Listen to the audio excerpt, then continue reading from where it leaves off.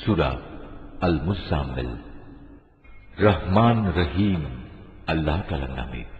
হে বস্ত্র আচ্ছাদনকারী মুহাম্মদ, রাতে নামাজের জন্য উঠে দাঁড়াও কিছু অংশ বাদ দিয়ে, তার অর্ধেক পরিমাণ অংশ নামাজের জন্য দাঁড়াও, অথবা এই পরিমাণের চাইতে আরো কিছু কম। আবার চাইলে এ পরিমাণ তুমি বাড়িয়েও দিতে পারো।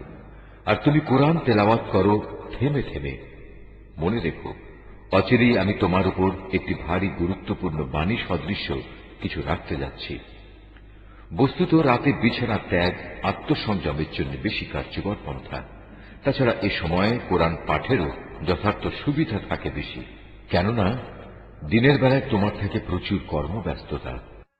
তুমি তোমার মালিকের নাম স্মরণ করো এবং একনিষ্ঠভাবে তাঁর দিকে মনোনিবেশ করো। আল্লাহ তাআলা পূর্ব পশ্চিমের একক মালিক, তিনি ছাড়া আর কোনো মাবুদ নেই।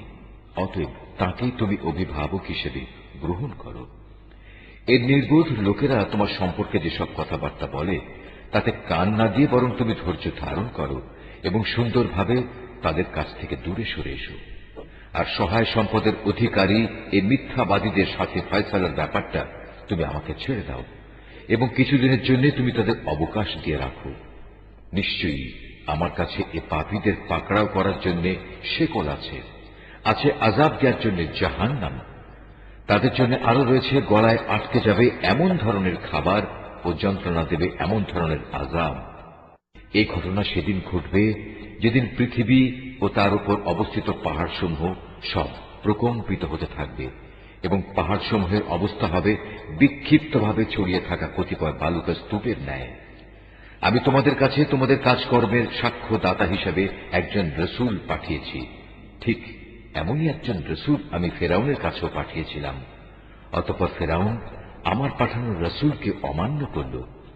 এই অমান্য করার শাস্তি হিসাবে আমি তাকে কঠোরভাবে পাকড়াও করলাম।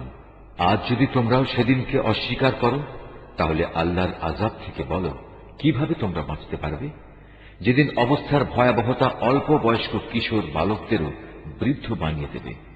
সেদিন আসমান ফেটে ফেটে পড়বে। এ হচ্ছে আল্লাহর প্রতিশ্রুতি, আর তা সংঘটিত হবেই। এ বাণী হচ্ছে একটি উপদেশ মাত্র।